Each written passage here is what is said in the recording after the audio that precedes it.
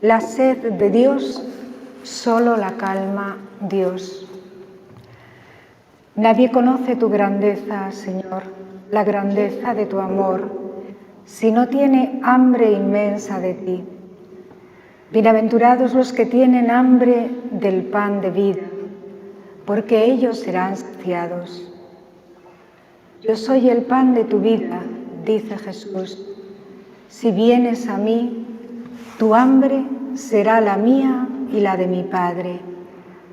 Que ninguno se pierda. Y no tendrás otra sed más que la mía y la de mi Padre, que todos conozcan el don de Dios. Pienso en vosotros, hermanos, hermanas, adoradores del cuerpo de Cristo, adoradores del cuerpo de Cristo.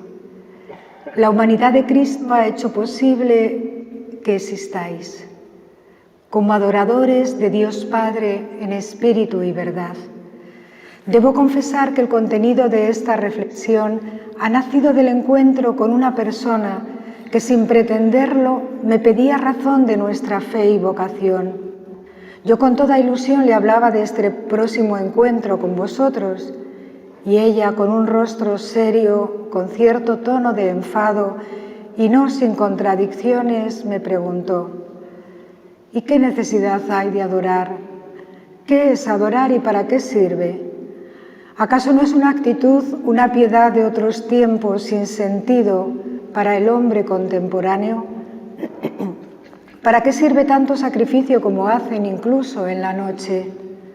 ¿Qué valor tiene la oración? Tantas horas gastadas rezando cuando hay tantas necesidades que socorrer entre los hombres e incluso en la misma Iglesia. Y proseguía hablando sin esperar respuesta. ¿No te parece un poco un despilfarro de energías? Perdóname, pero es que no puedo entender a los que os dedicáis a la oración. Me parece una forma de huir de la realidad. Aunque también es verdad que os admiro, porque sois buenas personas, sois cercanas y os entregáis a todos. De todas formas, reza por mí, que lo necesito mucho, e iré ese día a escucharte. Nosotras también, como contemplativas, conocemos bien estas preguntas.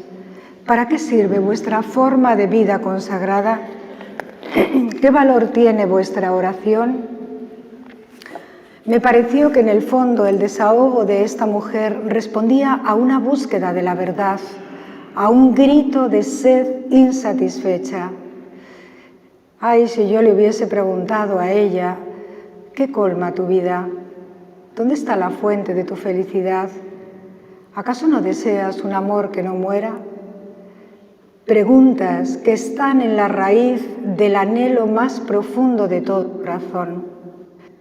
Con frecuencia somos testigos de que creyentes y no creyentes se acercan para presentar sus inquietudes, necesidades y sufrimientos. Cuando experimentan la impotencia, ¿a qué puertas llaman? Llaman a la puerta de aquellos que saben que oran y que también rezan por ellos.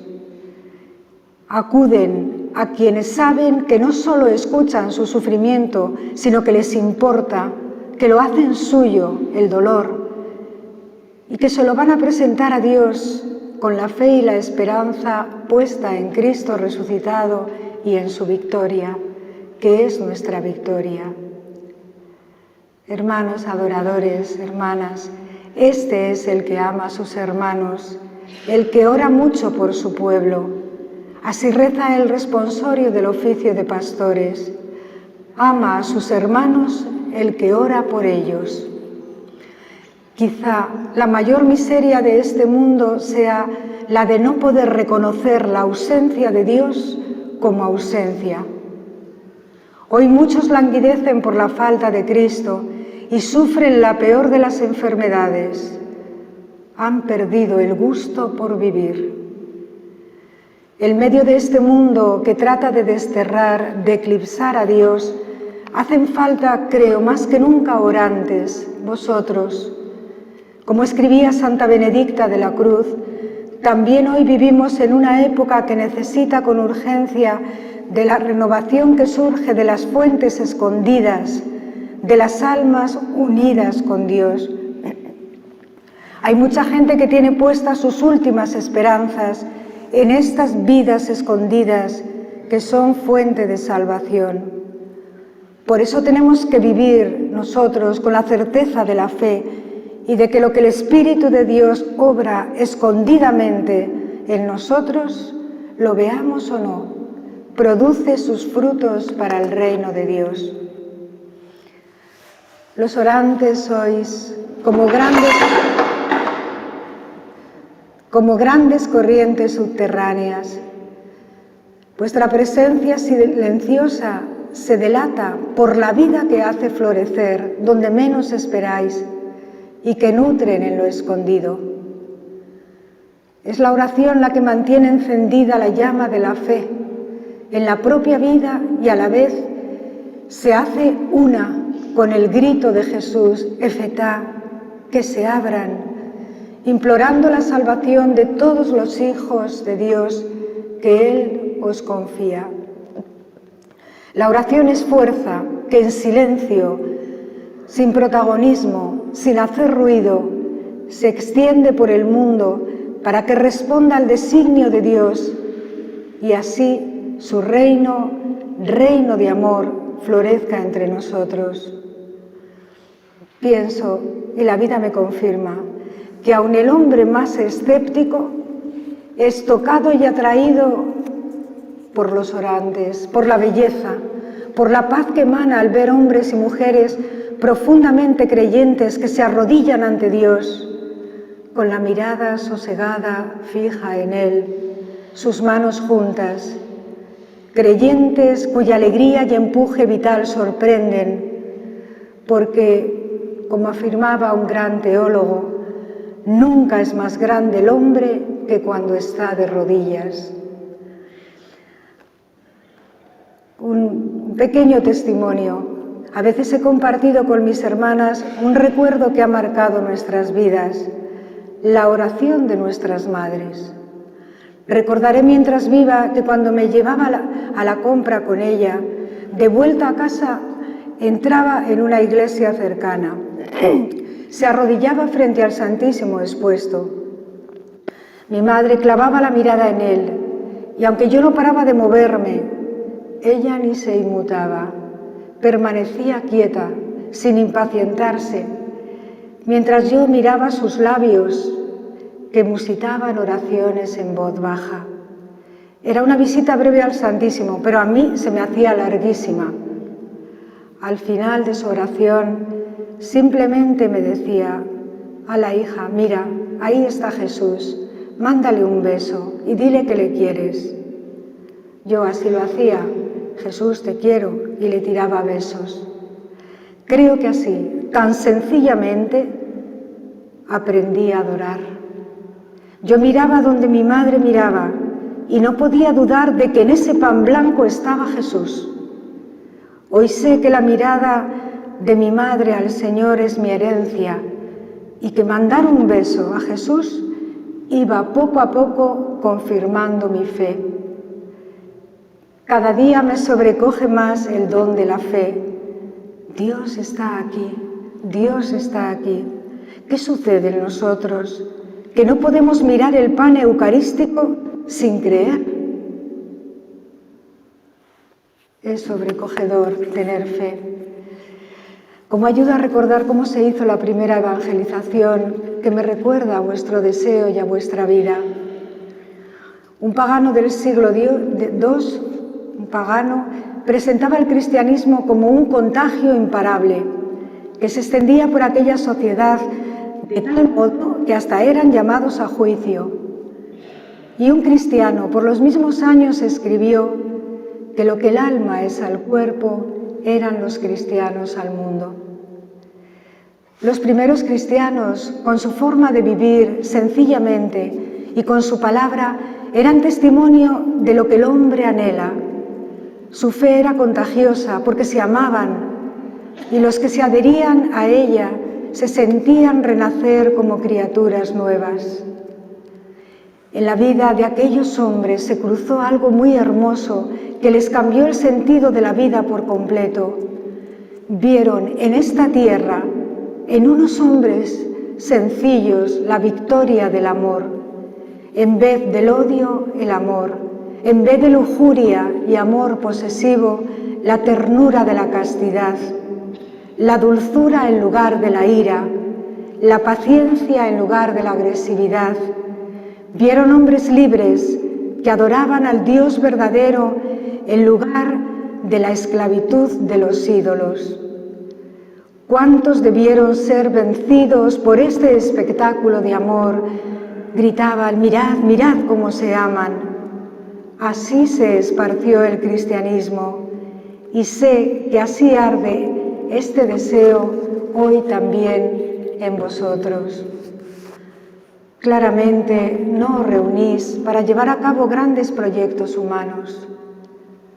Sois convocados en torno al cuerpo eucarístico de Cristo para hacer presente el don de Dios. Cristo sigue vivo y resucitado y permanece siempre con nosotros y lo mostráis en lo más cotidiano de cada día. Me encanta vuestro nombre. Adoradores nocturnos. Siempre os he querido muchísimo, ahora más. Que abrazáis la promesa de Dios para dejaros configurar por el Espíritu Santo como hombres de oración, de adoración y también intercesores, que velan en la noche de este mundo frío para Dios, para que la vida de tantos no se hunda en la oscuridad de la noche y sean tocados en el amanecer por la luz radiante del resucitado.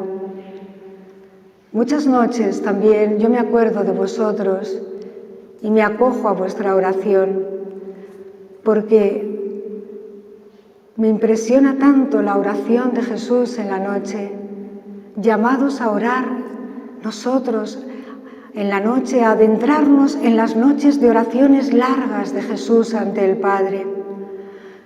El Evangelio dice que Jesús se fue al monte a orar y pasó la noche en la oración de Dios. Arrodillándose Jesús, el Hijo de Dios, oraba. Buscaba el desierto, el silencio de la noche, la serenidad del monte y se sumía en la oración del Padre.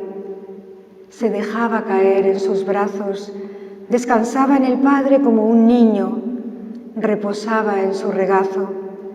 En las largas vigilias aguardaba siempre la decisión del Padre para avanzar en su voluntad. A nadie declaró Jesús el misterio de sus noches, quizá porque para entender las noches de Jesús se requiere estar noches con Él. Me preguntaba, ¿y qué sentirían los discípulos al contemplar a su Maestro en plegaria, arrodillado, en actitud de siervo, en absoluta rendición? Vosotros, queridos hermanos, adoráis a Jesucristo, verdadero Dios y verdadero hombre. Os vemos, como el apóstol Tomás, caer de rodillas y decir: Señor mío y Dios mío, habéis sido conquistados por el amor del Maestro y habéis acogido su llamada y súplica: quédate conmigo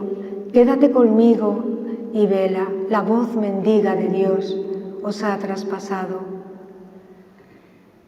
¿Y qué es adorar? Me ha ayudado mucho a reflexionar, gracias a vosotros. Adorar es la primera actitud del hombre que se reconoce criatura ante su Creador. Alguien que felizmente reconoce que lo ha recibido todo, absolutamente todo, de su Dios y Señor, el ser y el existir. Alguien que sabe que ha sido creado con entrañas de acción de gracias. Alguien que además se siente rescatado, redimido, salvado. Los cristianos solo nos arrodillamos ante Dios, solo a Él adoramos. Postramos ante Él nuestro corazón respondiendo cada uno a una llamada interior que se escucha en el silencio.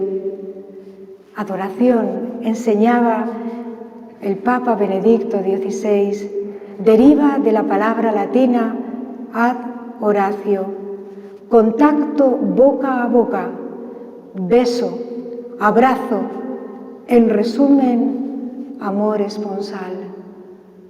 Adoración indica un gesto de sumisión, el reconocimiento de Dios como nuestra verdadera medida, nuestra llamada y destino. La sumisión se hace unión, abrazo estrecho con el Señor vivo y resucitado y con su cuerpo, la Iglesia. La adoración no se comprende, pero no es un lujo, es una necesidad vital de quien ama. Porque el hombre que ha sido seducido en el corazón es atraído a una adoración libre, que no es un postrarse servil, sino un inclinar el corazón ante la verdad, ante la vida que nos ha encontrado. El sí libre del amor es la razón por la que nosotros adoramos. Ante el pan que con tanta ternura os vemos adorar, que está presente corporalmente en la custodia, corporalmente presente, expresáis y reconocéis que el hombre solo se realiza plenamente y es hombre adorando y amando a Dios por encima de todas las cosas. Es en la adoración donde se orienta la libertad, que desea ardientemente gozar de la vida, de la verdad, de la bondad, de la belleza, para la que Dios en su designio de amor nos ha creado. La Eucaristía misma es la que nos lanza a adorar a aquel a quien recibimos, al amor de los amores, que me amó y se entregó por mí. La vida es entera adoración, porque en Él vivimos, nos movemos y existimos, como dice el apóstol.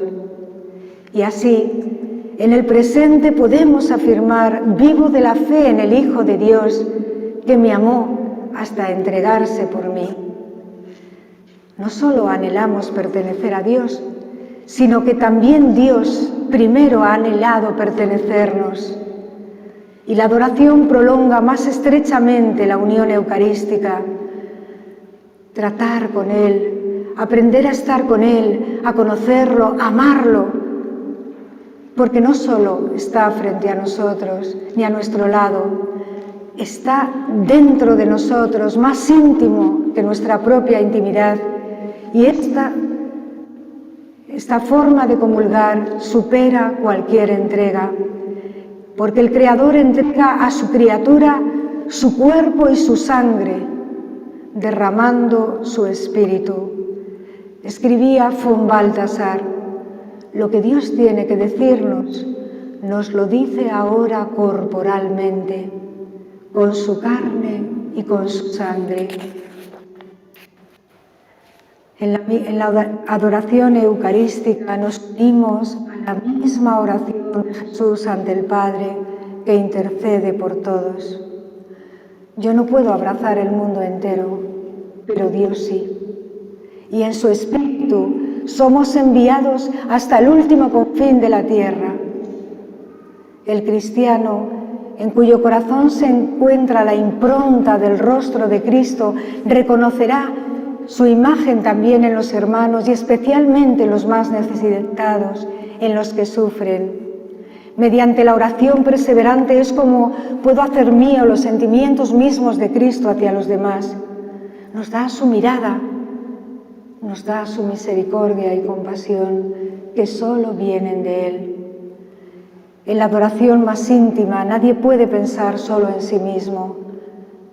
Quienes no aman, quienes no tienen fe, no nos comprenden. Pero la oración jamás es un abandono de los que amamos.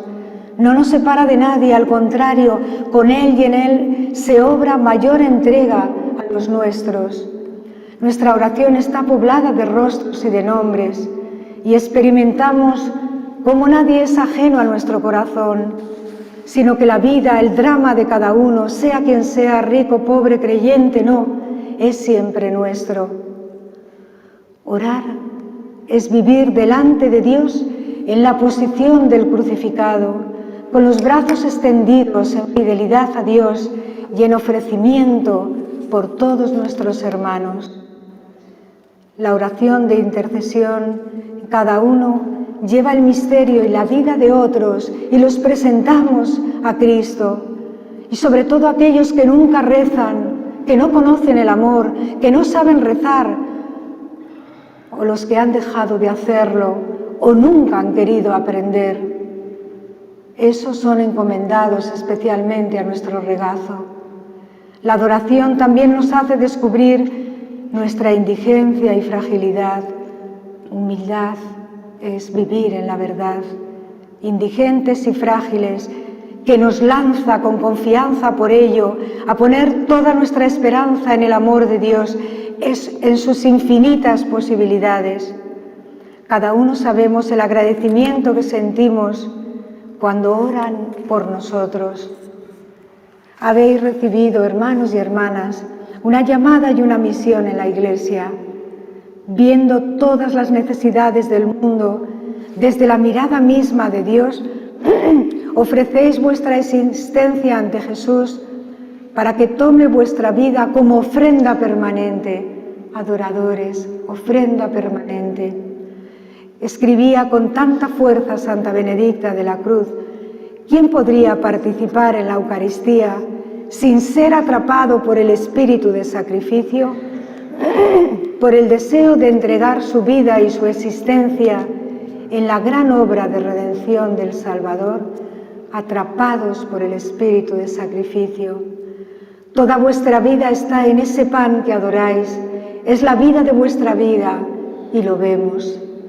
Y no es posible, ni en el mejor de los sueños, imaginar que Él ardientemente ha querido unirnos a Él para hacernos pan bueno, que alivie y ayude a todo hombre caído al borde del camino, al hambriento del pan material y al que no encuentra sentido a la vida. Hay tanta hambre de pan de vida.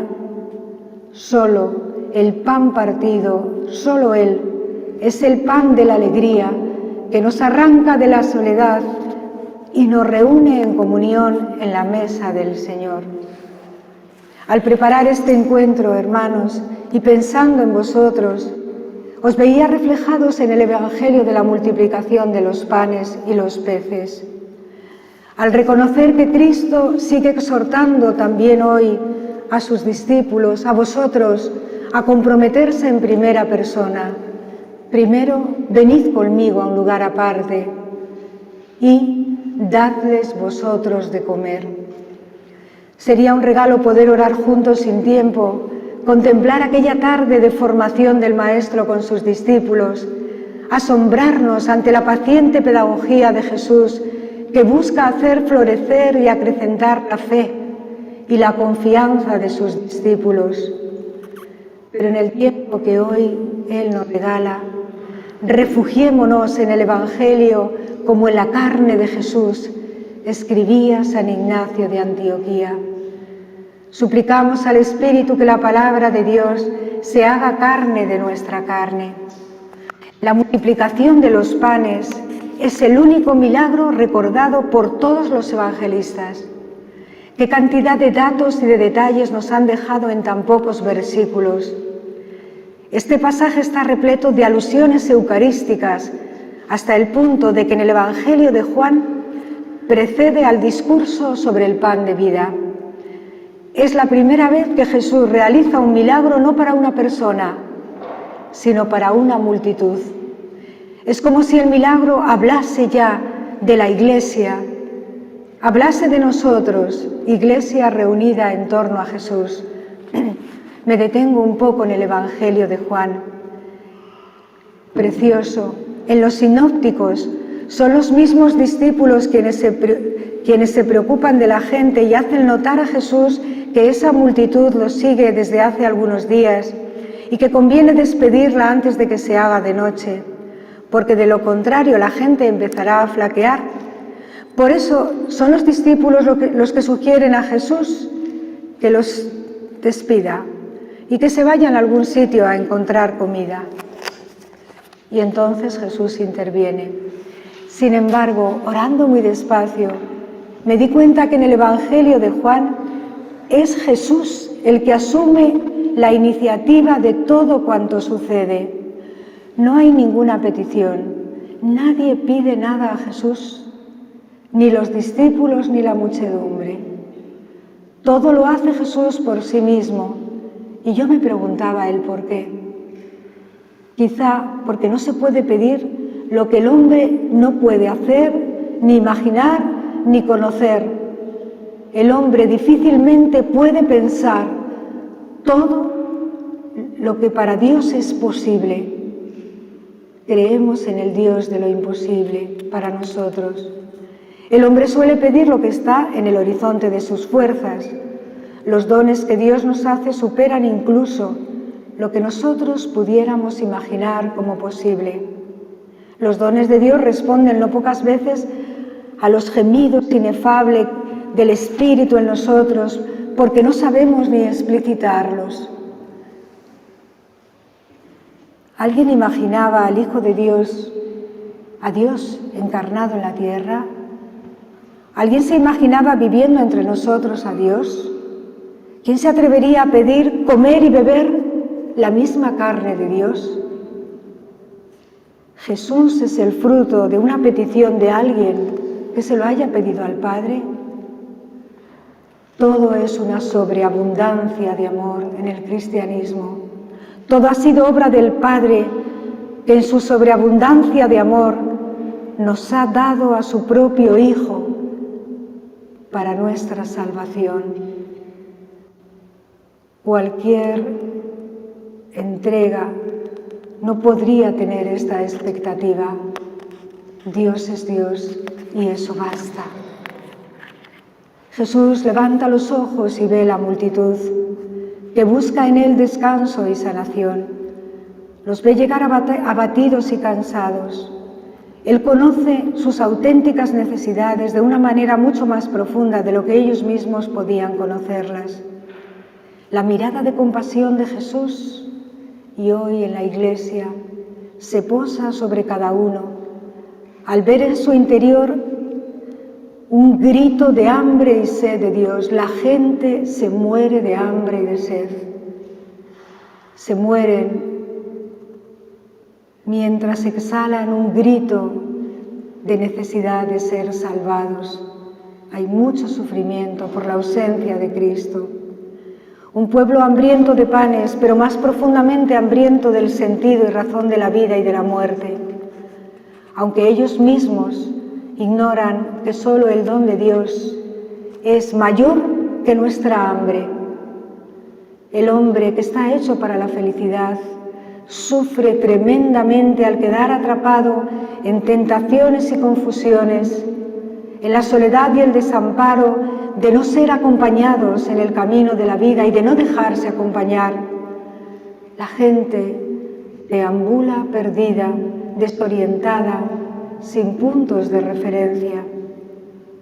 El hombre mismo incluso desconoce que la necesidad de plenitud que experimenta es más grande que su hambre natural de pan, porque bien sabemos que aunque seamos ricos de bienes, no basta para que el hombre conozca su identidad y su destino.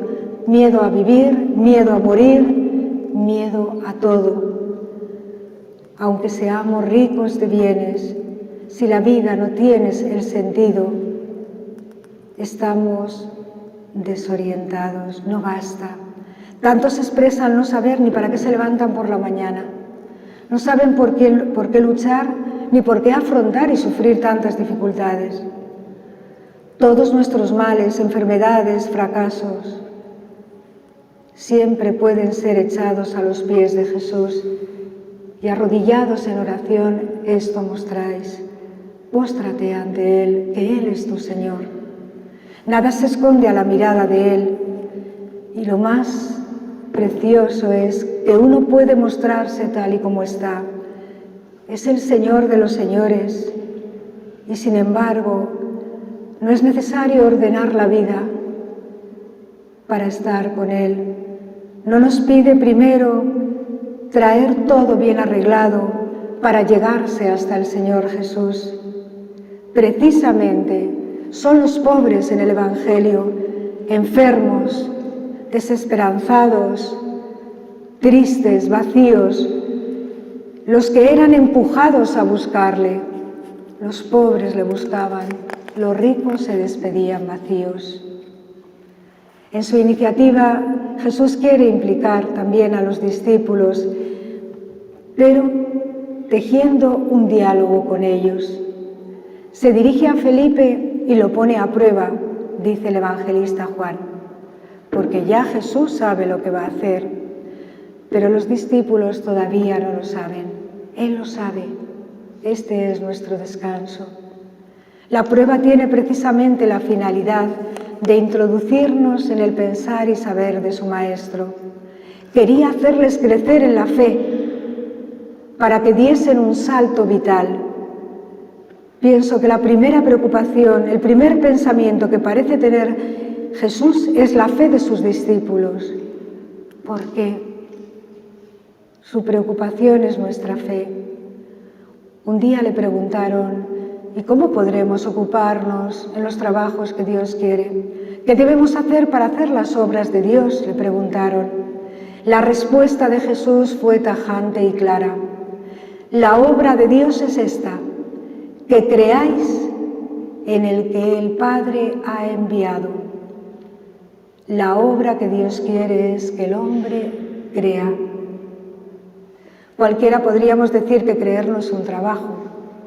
La fe es ciertamente un don de lo alto, pero también es tarea, respuesta de libertad.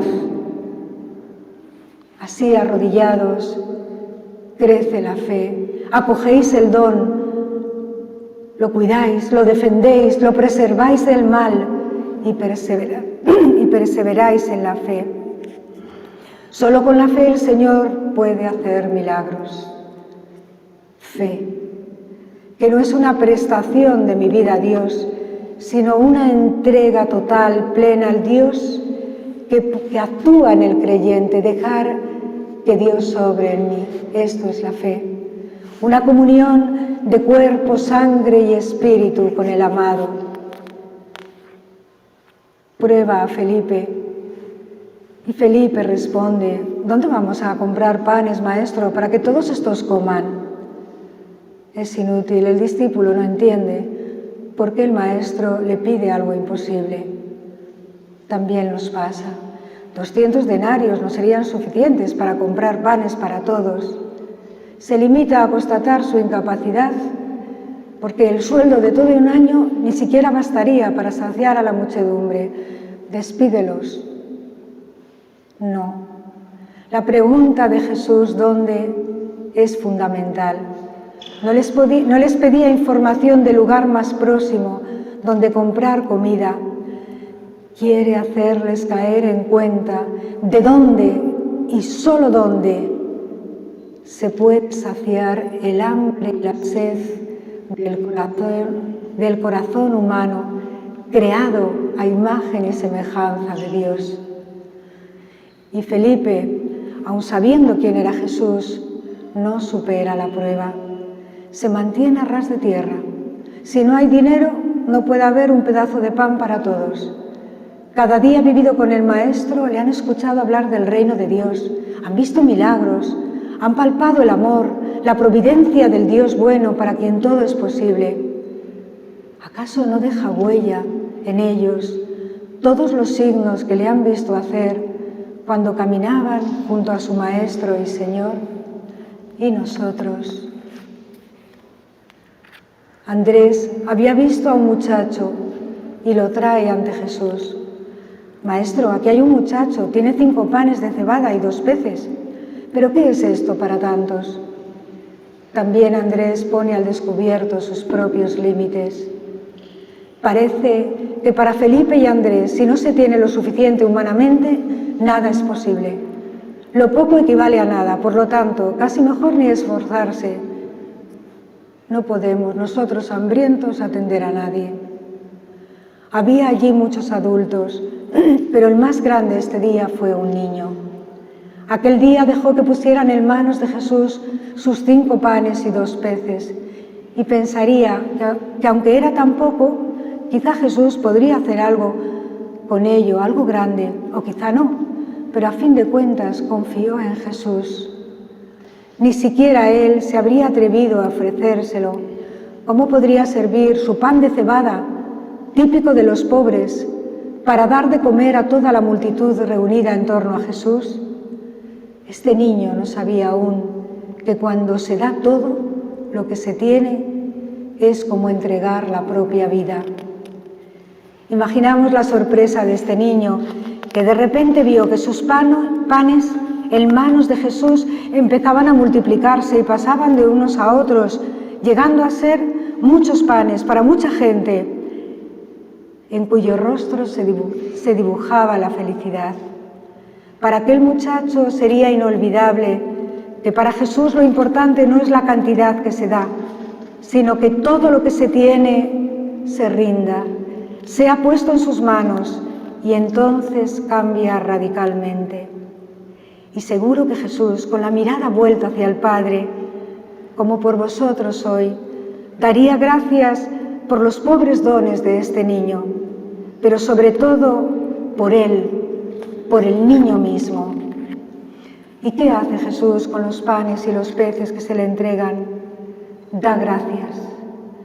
Lo recibe como un don del Padre al mismo tiempo que se los devuelve a él. Me parecía ver a Jesús ante el Padre como el niño de los 5 panes estuvo ante Jesús. Jesús es Él también y nos quiere enseñar que Él es un pequeño, que ofrece el límite de lo humano a Dios. Y los discípulos vieron lo que es hacerse niño del reino en total abandono al Padre. Con los panes se ofrece a sí mismo, realiza los mismos gestos que veremos en la institución de la Eucaristía. Coge en sus manos no el pan y el vino, sino su persona misma. Dona su cuerpo y su sangre, los parte, los reparte, porque quiere vivir, hacer morada en nosotros. Somos templo de Dios. La Eucaristía es la gratitud del Hijo por ser partido, derramado para ser totalmente donado a ti, por nosotros, por nuestra salvación. Los bienes materiales disminuyen cuando se reparten. El amor, que es lo único que queda, aumenta a medida que se va dando. Juan trata de mostrar que Jesús es ese pan donado y repartido uno a uno, arranca de la soledad, libera del repliegue sobre nosotros mismos y nos sienta a comer juntos alrededor de la mesa eucarística. Jesús muestra a sus discípulos lo que hoy a nosotros. En este pan está todo el misterio de su persona y también de la mía. El pan requiere la propia muerte para multiplicarse. Había de morir para dar vida al mundo. Estamos ante el signo de la libertad absoluta a los cristianos. Es el mismo quien hace don de sí. Nadie me quita la vida, yo la entrego libremente. Hasta ahí llega el amor. He aquí el amor entregado. Todo lo que es de Cristo y pasa por Cristo es entregado al hombre. Todo lo que pasa por Cristo implica a todos y llega a todos. Esto quería enseñar aquella tarde a los discípulos.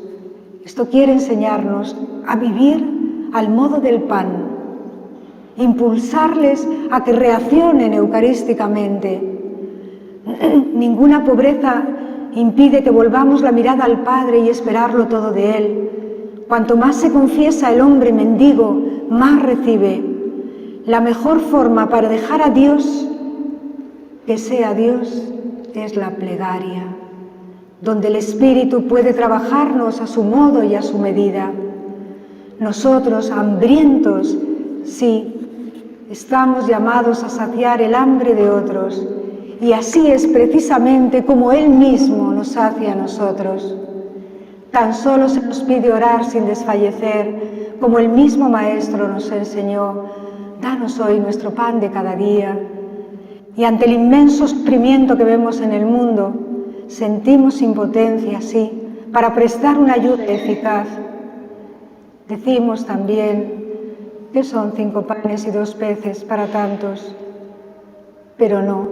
Sabemos que en comunión con Jesús siempre podemos ofrecernos y rezar por cada hermano, dejarle en sus manos, esperando confiadamente en aquel que acepta nuestras vidas y oraciones y tiene el poder de obrar milagros con lo que podamos poner nosotros pequeños en sus manos.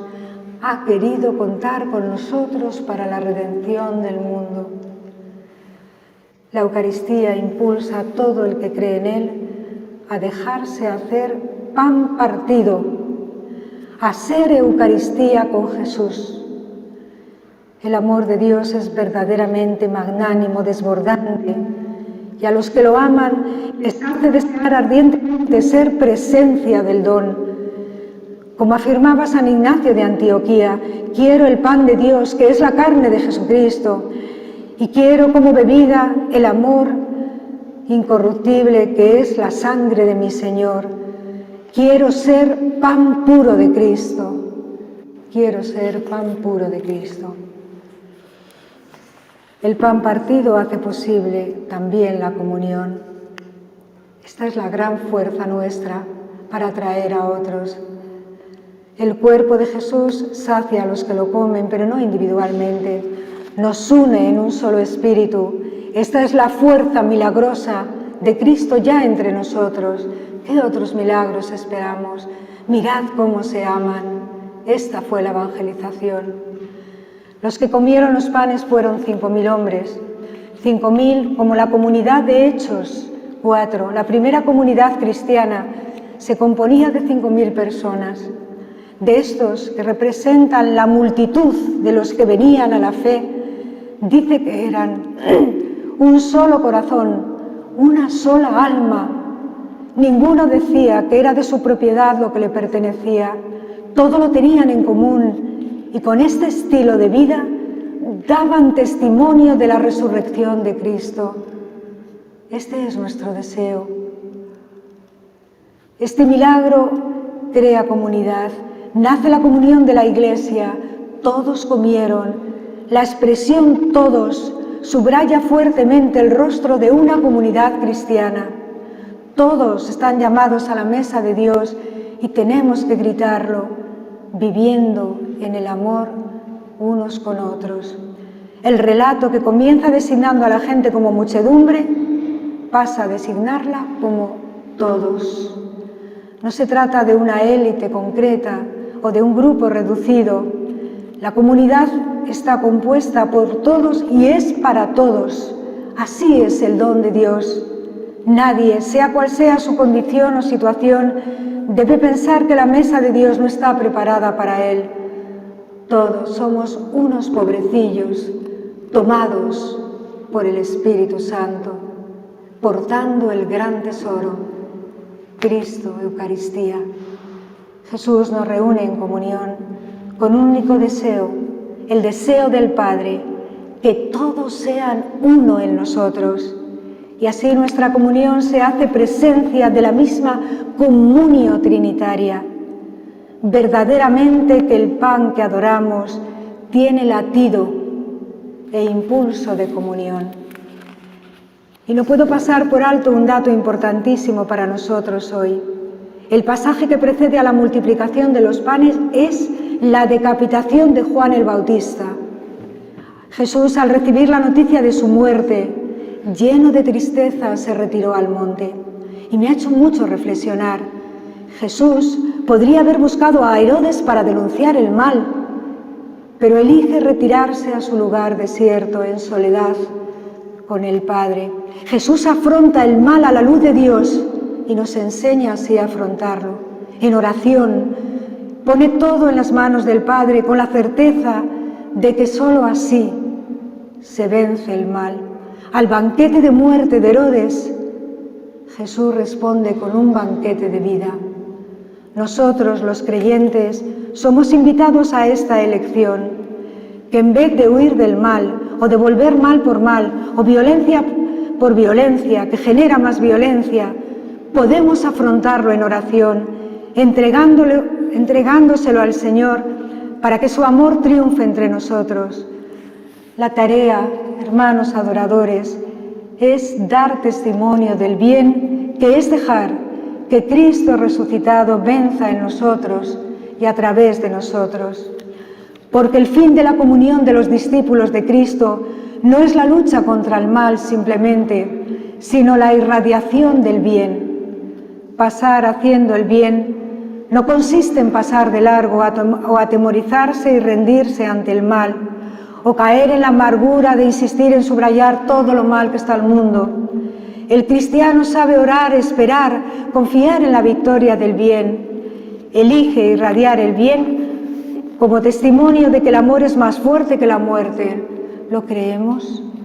Que el mal, que el odio, que la mentira, que la oscuridad no tienen la última palabra. Nos necesitamos tanto.